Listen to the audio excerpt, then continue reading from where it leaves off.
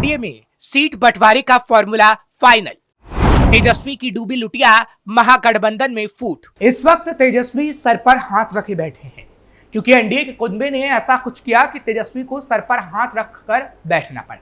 और तो और नीतीश ने भी ऐसी रणनीति बनाई कि महागठबंधन को समझ नहीं आ रहा कि आखिर करना क्या है, क्योंकि एनडीए पर जिस तरह से सीट बंटवारे को लेकर तेजस्वी सवाल उठा रहे थे, अब उन्हीं सवालों के घेरे में वो फंस गए हैं। नमस्कार, कैपिटल टीवी देख रहे हैं आप, मैं हूं आपके साथ हर्ष भारद्वाज। बिहार में विधानसभा चुनाव के लिए सभी दल और महागठबंधन युद्ध स्तर पर तैयारी कर चुके हैं। महागठबंधन कोऑर्डिनेशन कमेटी की लगातार बैठकें हो रही हैं। एनडीए में बीजेपी और जेडीयू बड़े दल होने के कारण कभी अलग अलग तो कभी साथ साथ योजनाएं बना रहे हैं। जेडीयू के राष्ट्रीय अध्यक्ष और सूबे के सीएम नीतीश कुमार ने लगातार जेडीयू और बीजेपी नेताओं के साथ बैठकें की। जेडीयू ने बोधगया में प्रवक्ताओं का प्रशिक्षण शिविर आयोजित किया। बीजेपी के बिहार प्रभारी विनोद तावड़े ने नई दिल्ली में लोजपा आर के राष्ट्रीय अध्यक्ष और केंद्रीय मंत्री चिराग पासवान से उनके आवास पर मुलाकात की। महागठबंधन समन्वय समिति की अगली बैठक 18 मई को प्रस्तावित है। जिलों में एनडीए के तर्ज पर महागठबंधन सम्मिलित रूप से बैठकें करने का निर्णय ले चुका है, यानी बड़ी बैठक होगी। एनडीए में सीट शेयरिंग का फॉर्मूला फाइनल होने की जानकारी मिल रही है, तो महागठबंधन में भी मोटा मोटी इसकी रूपरेखा बना ली गई है। महागठबंधन में कांग्रेस को 50 से कम सीटें मिलेंगी। महागठबंधन में आरजेडी ने टिकट बंटवारे का फॉर्मूला बना लिया है, हालांकि इसे अंतिम रूप दिया जाना बाकी है। इसके लिए लगातार बैठकें भी हो रही हैं। आरजेडी अपने फॉर्मूले के मुताबिक खुद पिछली बार से अधिक सीटों पर लड़ेगा। बीते विधानसभा चुनाव में आरजेडी 144 सीटों पर लड़ा था। इस बार कम से कम वो 150 सीटों पर लड़ना चाहता है। महागठबंधन में पहली बार विधानसभा चुनाव लड़ने जा रही विकासशील इंसान पार्टी यानी वीआईपी 60 सीटों की मांग कर रही है।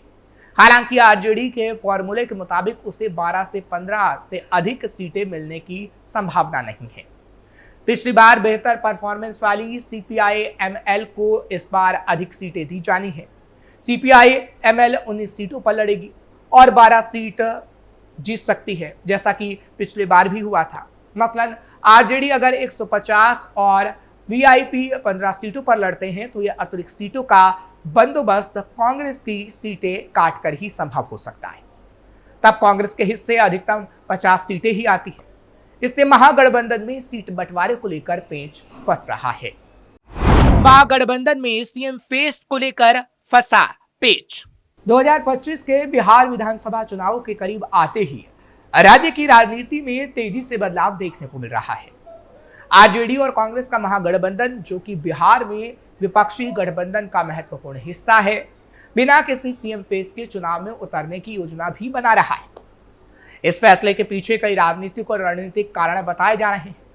आरजेडी के नेता तेजस्वी यादव को महागठबंधन की कोऑर्डिनेशन कमेटी की कमान पहले ही सौंप दी गई थी और इस कदम से यह साफ संकेत मिला कि गठबंधन के अंदर नेतृत्व की स्थिति अभी पूरी तरीके से स्पष्ट नहीं की गई। हालांकि तेजस्वी यादव को एक अनौपचारिक तौर पर नेतृत्व सौंपा गया, लेकिन पार्टी ने अब तक किसी सीएम उम्मीदवार का नाम घोषित नहीं किया है। महागठबंधन द्वारा सीएम फेस के बिना चुनाव लड़ने के फैसले के पीछे कई कारण हैं। कांग्रेस और आरजेडी में आंतरिक समन्वय। महागठबंधन का यह फैसला आंतरिक समन्वय की दिशा में एक महत्वपूर्ण कदम हो सकता है। बिहार की राजनीति में हमेशा ही सीएम पद को लेकर विवाद होते आए हैं, खासकर जब गठबंधन के अंदर कई प्रमुख नेता होते हैं। सीएम फेस का नाम घोषित नहीं करने से गठबंधन के अंदर एकता और सामूहिक निर्णय लेने में मदद मिलती है, जिससे किसी भी नेता के बीच विवाद या प्रतिस्पर्धा की संभावना कम होती है।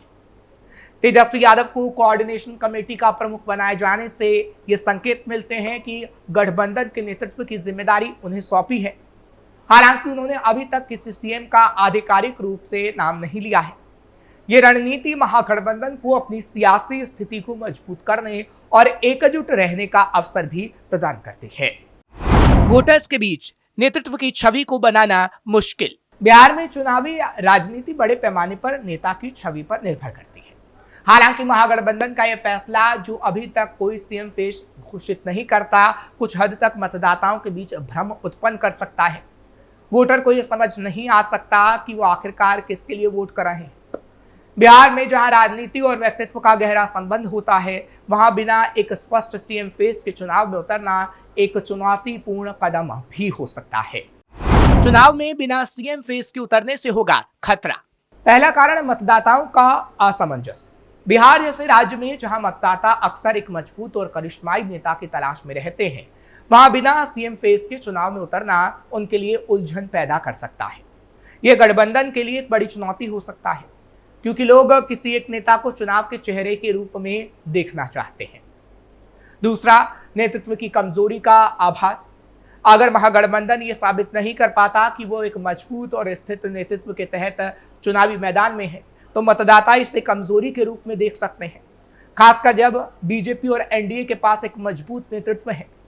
महागठबंधन को अपने नेतृत्व को स्पष्ट रूप से प्रस्तुत करने की जरूरत होगी। सीएम फेस की घोषणा न करने से महागठबंधन के पास अपनी चुनावी रणनीति को एकीकृत करने में मुश्किलें आ सकती हैं।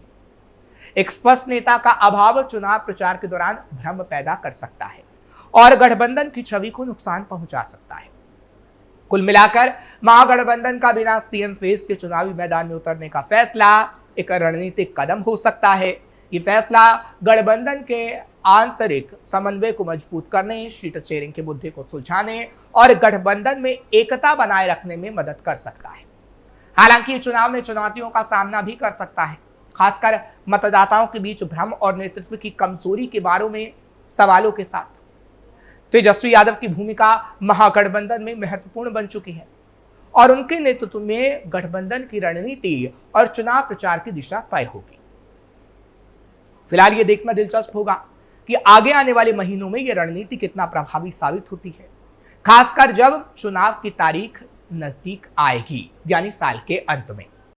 एनडीए में बना सीट शेयरिंग का फॉर्मूला। ये तो बात हुई आरजेडी की, अब बात करते हैं एनडीए की, क्योंकि महागठबंधन में तो असमंजस की स्थिति है, लेकिन एनडीए में बात बन गई है।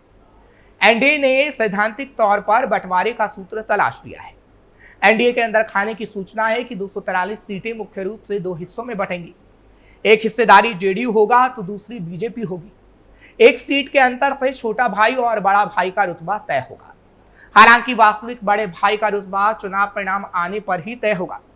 इस फॉर्मूले में सहयोगी दलों का कोटा दोनों दल अपने हिस्से से तय करेंगे। उपेंद्र कुशवाहा की पार्टी आरएलएम और जीतन राम मांझी की हिंदुस्तानी आवाम मोर्चा को जेडीयू अपने हिस्से की सीटों से कुछ देकर संतुष्ट कर सकता है। उपेंद्र कुशवाहा 15 सीटों की मांग कर रहे हैं, जबकि जीतन राम मांझी 40 सीटें मांग रहे हैं। सूत्रों के मुताबिक मांझी और कुशवाहा को 10-10 सीटों से अधिक मिलने की उम्मीद नहीं है। उपेंद्र कुशवाहा की 2 दिन पहले जेडीयू के राष्ट्रीय अध्यक्ष और बिहार के सीएम नीतीश कुमार की मुलाकात को इसी दृष्टि से देखा भी जा रहा है। चिराग पासवान को संभालना बीजेपी का जिम्मा। लोजपा आर के अध्यक्ष और केंद्रीय मंत्री चिराग पासवान से बीजेपी के प्रभारी विनोद तावड़े की दिल्ली में हुई मुलाकात भी सीट शेयरिंग के सिलसिले में बताई जा रही है। दरअसल नीतीश कुमार ने चिराग से निपटने का जिम्मा बीजेपी पर छोड़ दिया है। चिराग के जिद्दी स्वभाव से नीतीश कुमार पहले से ही परिचित हैं। बीते विधानसभा चुनाव में चिराग ने एनडीए से अलग होकर चुनाव लड़ा था। उन्होंने बीजेपी को तो बख्श दिया, लेकिन जेडीयू उम्मीदवारों के खिलाफ अपने कैंडिडेट दे दिए। इससे जेडीयू को तकरीबन 3 दर्जन सीटों पर हार का सामना करना पड़ा। 1.5 दर्जन सीटों पर तत्कालीन लोजपा दूसरे नंबर पर रही थी। हालांकि उसका एक ही कैंडिडेट जीता, जो जेडीयू के साथ चला गया। नीतीश ने चिराग से बदला भी चुकता कर लिया। लोजपा 2 फाड़ हो गई। उसके 5 में से 4 सांसद पशुपति कुमार पारस के गुट में रहे, जबकि चिराग अपनी पार्टी के इकलौता सांसद बच गए। यही वजह है कि नीतीश ने उनसे सीटों पर बात का जिम्मा बीजेपी पर सौंप दिया है। बीजेपी सूत्रों की माने तो चिराग को 10 सीटें देकर मनाने की कोशिश होगी। उन्हें किसी भी हाल में 15 से कम सीटें ही मिलने की संभावना है। पाकिस्तान को कड़े जवाब से एनडीए को फायदा। पहलगाम आतंकी घटना के बाद भारतीय सेना ने पाकिस्तान को जिस तरह जवाब दिया, उससे एनडीए को लाभ मिलने की संभावना बढ़ गई है। एनडीए की अब तक जैसी चुनावी तैयारी दिख रही है, उससे भी उसकी स्थिति अभी तक अच्छी दिख रही है। प्रधानमंत्री नरेंद्र मोदी ने भी बिहार पर अपना ध्यान केंद्रित कर दिया है, जो एनडीए के लिए मददगार साबित हो सकता है। ऐसे में अब देखना होगा कि बिहार चुनाव में एनडीए का पैंतरा काम आता है या फिर महागठबंधन की रणनीति सफल हो पाती है। फिलहाल आपको ये खबर कैसी लगी कमेंट सेक्शन में जरूर बताएं। खबर को लाइक शेयर करिए, कैपिटल टीवी को सब्सक्राइब करना ना भूलें।